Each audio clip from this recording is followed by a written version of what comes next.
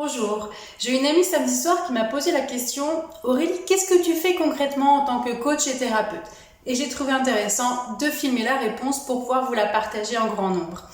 Qu'est-ce que je fais concrètement? Eh bien, je vous accompagne dans les rebondissements de votre vie, des rebondissements ou des traumas passés ou présents. Comment, en atténuant la charge émotionnelle de l'événement, en révélant vos ressources et vos potentiels, et également en vous aidant à vous connaître et à vous comprendre. Je vous accompagne également dans la reprogrammation des schémas répétitifs limitants ou handicapants, et je vous dis pourquoi et comment.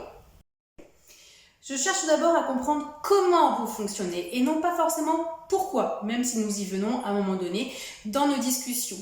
C'est là la différence entre mon travail et celui d'un psychothérapeute.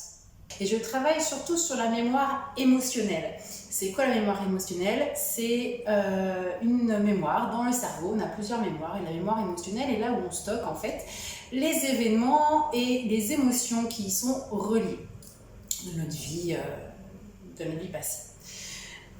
Donc, en fait, simplement, qu'est-ce que je fais? Je vous apprends à apprendre, à désapprendre.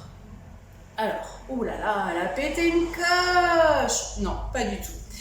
En fait, désapprendre, c'est quoi? Dans la vie, on s'est créé des règles. Ça remonte à la petite enfance, à l'enfance, à l'adolescence et même dans notre vie adulte, on se crée encore de nouvelles règles. Ces règles, on se les fait comment? Par l'expérience. Notre cerveau émotionnel sert principalement comme objectif de préparer l'avenir. Anticiper les dangers, par exemple, c'est ce qu'on fait enfant, ne pas mettre la main sur le feu. Et si on la met, on comprend rapidement, même sans qu'on nous l'ait dit, qu'on ne va pas recommencer deux fois. Donc c'est ça l'apprentissage. Sauf que l'empreinte émotionnelle qui est liée, des fois, elle nous permet de faire des règles, de conclure en fait des règles qui deviennent inadaptées plus tard. Pourquoi? Parce que quand on est jeune, on a une vision du monde relativement limitée. De fait, c'est naturel parce qu'on n'a pas assez d'expérience dans la vie pour pouvoir tirer d'autres conclusions que celles qu'on conclut à ce moment-là. Donc le but, c'est de désapprendre ces règles qui sont devenues aujourd'hui inadaptées. Et vous avez les ressources aujourd'hui pour réapprendre à nouveau, dans un même contexte, à réagir autrement.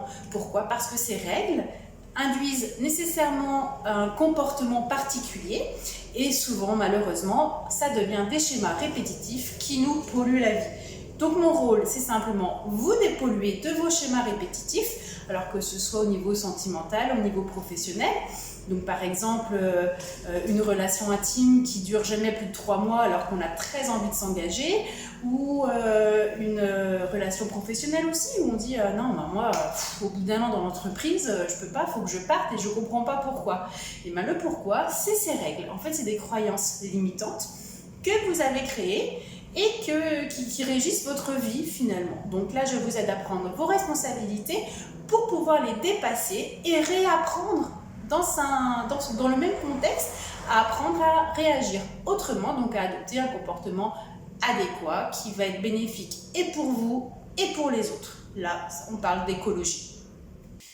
Ces règles donc peuvent venir en fait de plusieurs aspects différents. Elles peuvent venir d'injonctions qu'on a reçues dans l'enfance. Là, on parle des 12 injonctions, en fait, voire 13 d'ailleurs, en analyse transactionnelle. Elles peuvent venir également d'événements marquants, voire de vrais traumas, vrais traumatismes, donc des événements traumatisants dus à une forte intensité, ou alors des événements à répétition. On parle de répétition d'événements, de situations.